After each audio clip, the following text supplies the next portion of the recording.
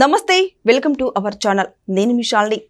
YCP హయాంలో ఉన్న నేతలందరూ ఇప్పుడు టీడీపీలోకి, జనసేనలోకి చేరబోతున్నారు. అంటే ఇప్పుడు వైసీపీ మొత్తం పక్కన పెట్టేసినట్టయినా ఇదే అంశం మీద పూర్తిగా విశ్లేషించడానికి మనతో పాటు ఉన్నారు రాజకీయ విశ్లేషకులు అంకంరావు గారు ఉన్నారు. వారిని అడిగి కొన్ని విషయాలు మనం తెలుసుకుందాం. నమస్కారం సార్. సార్, ఇప్పుడు వైసీపీ నేతలందరూ ఇప్పుడు టీడీపీలో కావచ్చు, జనసేనలో కావచ్చు, అందరూ జాయిన్ అయిపోతున్నారు. అంటే ఇప్పుడు పూర్తిగా వైసీపీని పక్కన పెట్టినట్టయినా దీని మీద మీ స్పందన ఏంటి సార్? 5 సంవత్సరాల జగన్మోహన్ రెడ్డి పరిపాలన చూసిన తర్వాత ప్రజలు అందరూ కూడా ఒకే నిర్ణయానికి వచ్చుండారు. మనం ఇప్పుడే కాదు, భవిష్యత్తులో కూడా ఇలాంటి పార్టీ ఆంధ్ర రాష్ట్రంలో అధికారంలోకి రాకూడదు. ఎందుకంటే ప్రజలు భయపడిపోయారు. గమనించుకోవాల్సిన అంశం. మిగిలిన దాంట్లో పొరపాట్లు గుర్తించారు, అవినీతిని గుర్తించారు, ప్రభుత్వాల్లో తీర్పులు ఇచ్చారు, చిన్న చిన్నవి ఉంటే సర్దుకొని మళ్ళీ గెలిపించుకుంటూ వచ్చారు. కానీ ప్రజలు ఇంతగా భయపడింది ఎప్పుడూ లేదు. నాకు తెలిసి స్వతంత్రం రాకముందు కూడా ఇంత భయపడి ఉంటారని అయితే నేను భావించట్లా. ఆ కాలం మనకు తెలియదు కాబట్టి. నాకు తెలిసిన తర్వాత నేను దగ్గరగా రాజకీయాలను ఒక 40 సంవత్సరాల పైమాట నుంచి గమనిస్తూనే ఉన్నాను. ఇంతగా ప్రజలను భయపెట్టినటువంటి ముఖ్యమంత్రి కావచ్చు, రాజకీయ పార్టీ కావచ్చు, ఇంతవరకు ఆంధ్ర రాష్ట్రంలోనే, అంటే తెలుగు రాష్ట్రాల్లోనే లేదు నాకు తెలిసినంతవరకు. మరి ఈ పరిస్థితుల్లో అధికార మార్పిడి ఎందుకు జరిగిందని చెప్పి కనుక ఒకసారి ఈ కూటమి కూడా, అంటే చేరికల గురించి తర్వాత మాట్లాడదాం.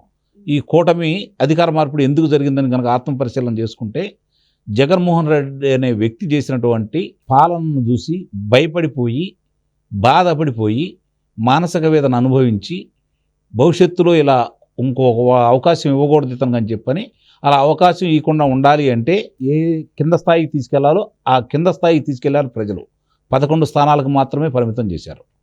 ఇప్పుడు కూటమి 164 స్థానాలతో అధికారంలోకి వచ్చింది. చంద్రబాబు నాయుడు గారు ముఖ్యమంత్రి, పవన్ కళ్యాణ్ గారు ఉప ముఖ్యమంత్రి, లోకేష్ బాబు గారు కీలక బాధ్యతలు నిర్వహిస్తూ ఉన్నారు మంత్రిగా. ముగ్గురు ఆధ్వర్యంలో ముందుకు వెళ్తూ ఉంది. 164 మంది మీరున్నారు, వాళ్ళంతా 11 మంది. అవునా? ఆ 11 మందిలో ఎవరన్నా సరే నాయకులు మీ పార్టీలో చేరతామని వచ్చారా? మిగిలిన నాయకులతో మీకేంటి పని? అసలు వాళ్ళతోటే పని లేదు మీకు.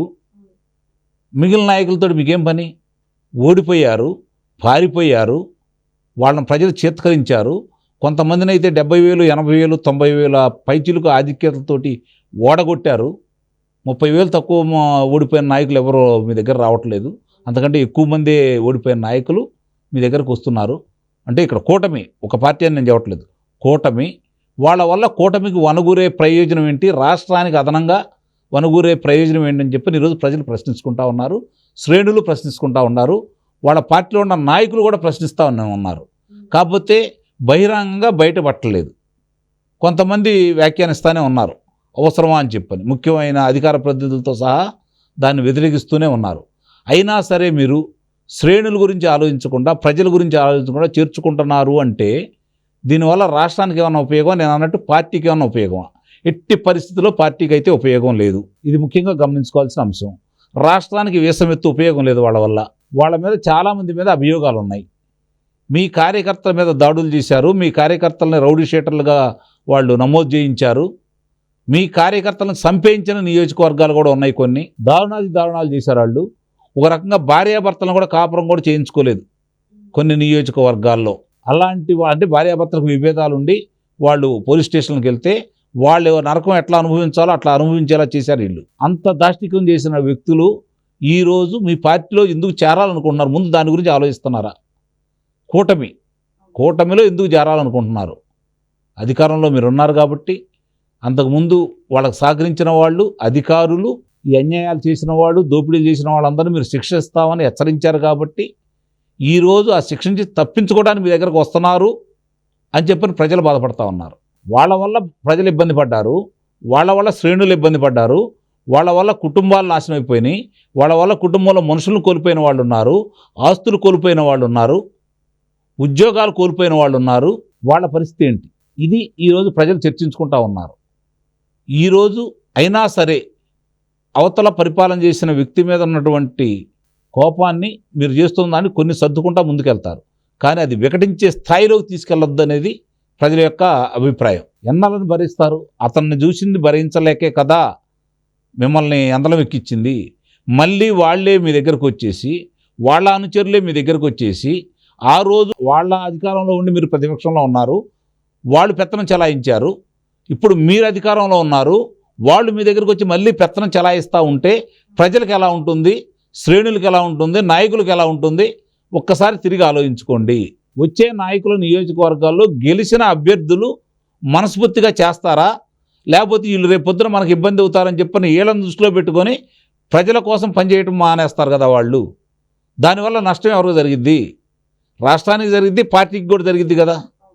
మరి ఈ విషయాలు ఎందుకు ఆలోచించుకోలేకపోతున్నారు అనేది ఇప్పుడు కూడా అర్థం కావట్లేదు. ఏంటి ఇలా ముందున్నటువంటి ఇబ్బంది ఏందనేది ప్రజలు తీవ్రంగా చర్చించుకుంటున్నారు, మదన పడుతున్నారు, బాధపడుతున్నారు, జాలి కూడా పడుతున్నారు వీళ్ళని చూసి. అది కూడా చెబుతున్నాను, బాధపడుతున్నారు, కోపడుతున్నారు, జాలి కూడా పడుతున్నారు. ఇంత దుస్థితికి ఎందుకు దిగజారిపోయారు వీళ్ళు 164 స్థానాలు వచ్చిన తర్వాత కూడా? ఇది ఈరోజు ప్రశ్నించుకుంటా ఉన్నారు. నిన్న మొన్న నాకు కొంతమంది చెప్పారు, రాత్రి కూడా చెప్పారు, ఇవాళ పొద్దున కూడా చెప్పారు ఫోన్ చేసి, లక్ష్మీపార్వతం కూడా చేర్చుకోండి, కొడాలి నానిని కూడా చేర్చుకోండి, వల్లభనేని వంశీని కూడా చేర్చుకోండి, ఇలా చాలామంది ఉన్నారు, ఆళ్ళ రామకృష్ణారెడ్డిని చేర్చుకోండి, లేకపోతే పిన్నెల్లి రామకృష్ణారెడ్డిని కూడా చేర్చుకోండి, పొంగునూరు పులి అని చెప్పుకుంటున్నటువంటి పెద్దిరెడ్డి రామచంద్రారెడ్డిని చేర్చుకోండి, విజయసాయిరెడ్డిని కూడా చేర్చుకోండి, ఇంకా పార్టీ ఉండదు కదా, మీరే ఉందరు కదా అని చెప్పని మీరన్నా సలహా ఇవ్వండి అని చెప్పని ఫోన్లు చేస్తూ ఉన్నారు. సమాధానం ఎవరికి చెప్పాలా? వాళ్ళ ఆవేదనని అర్థం చేసుకోవాలా, లేకపోతే వాళ్ళు ఆ ఆవేదనతో పాటు వాళ్ళ ఆవేశాన్ని అర్థం చేసుకోవాలా? ఇది ఏ దరితీరానికి చేరుతుంది? రేపు పొద్దున అతన్ని ఎందుకు వ్యతిరేకించారు అది అర్థం చేసుకోవాలి కదా. మరి ఇవన్నీ వచ్చిన తర్వాత వీళ్ళంతా శుద్ధపోసలు అవుతారా?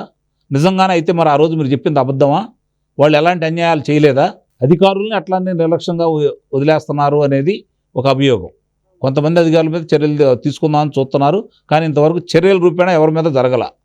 విచారణ పరిధిలోనే ఉంది, వాళ్ళు విచారణకు సహకరించట్లేదు. అయినా సరే వాళ్ళకి వెలుసుబాటు కలుగుతూనే ఉంది. వీళ్ళు వచ్చారనుకుంటారు, రేపు పొద్దున వీళ్ళ పరిస్థితి కూడా అంతే కదా.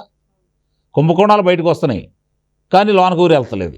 ఇది ప్రజలు బాగా దాని గురించి చర్చించుకుంటున్నారు. మరి కూటమి ప్రభుత్వం దీని గురించి ఒకసారి ఆలోచించుకుంటే మంచిదనేది ప్రజల అభిప్రాయం, నా అభిప్రాయం కూడా. ఇది ఇవాల్టి వీడియో. మరో వీడియోలో మళ్ళీ కలుద్దాం. Thank you sir.